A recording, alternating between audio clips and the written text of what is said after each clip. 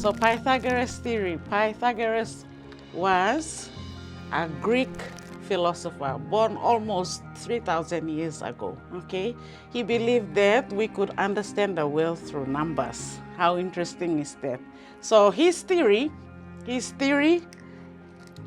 states that, okay, a squared is equal to b squared plus c squared. Now what does that mean?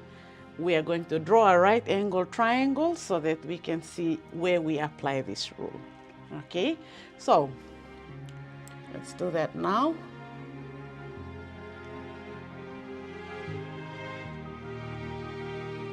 Remember, this indicates that this is a right angle triangle.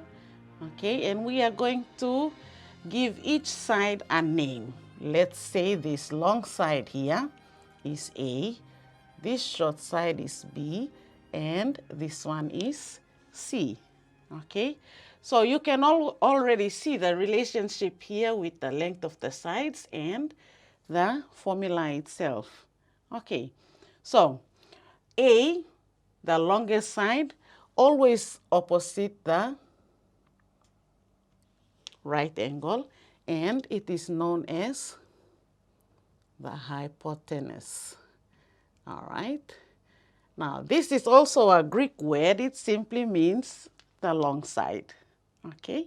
So, hypotenuse, side B and side C are short.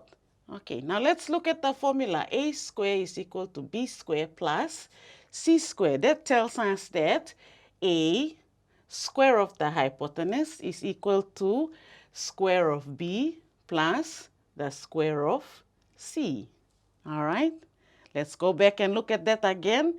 The formula simply tells us that the square of the hypotenuse is equal to the square of the short side B plus the square of the short side C. Now, I stress here, this rule only applies to right angle triangles. You cannot use this for a scaling triangle.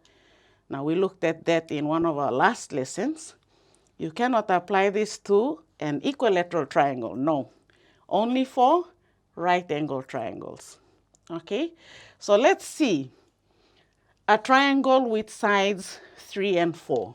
Okay, let's look at an example where we are going to find the hypotenuse. Okay.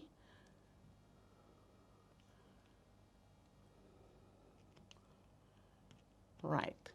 So one side is 3, the other side is 4. Okay.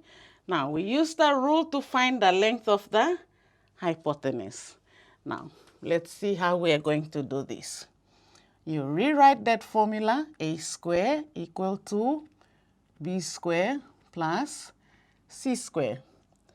So A squared, we don't have a value here, so we're going to write A because we are looking for that side. So A squared is equal to 3 squared plus 4 squared. All right. So A squared, 3 times 3, remember, when you're squaring a number, you are multiplying that number by itself. So 3 times 3 is 9, plus 4 times 4 is 16. All right. 9 plus 16 will give us a value of 25, which is equal to A squared. Now, we cannot say the hypotenuse is 25. No, because we have this number here that we need to get rid of. Now, in order to get rid of this square here, we are going to use an inverse operation. That inverse operation is taking the square root, all right? So we're going to put a square inside the root sign and take the square root of 25. What happens now? These are going to cancel out, and you're left with a equal to 5. All right, a equal to 5. So for this triangle, the hypotenuse is 5 units. Okay. Now, you will find that the three numbers we have here, 3, 4, and 5, they are no decimal numbers. Now, those numbers, 3, 4, and 5, are known as Pythagorean triads. All right? Pythagorean triads. Now, what's important about what's so special about Pythagorean triads? They are a set of three numbers. Okay, in maths we call them integers. They are whole numbers.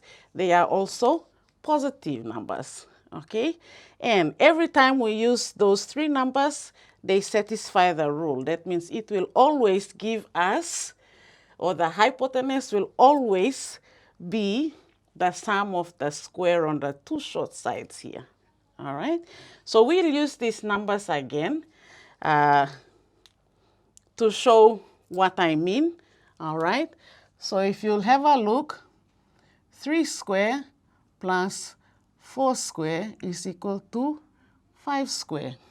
So 3 times 3 is 9, plus 16 is equal to 25, which is true. Okay, so a set of numbers, three numbers that satisfy the Pythagoras theory here are known as triads. Okay, now remember, any multiple of those three numbers is also a triad. Now, how do we find a multiple? We need to multiply each of these three numbers by the same number. So let's say we'll multiply by 2.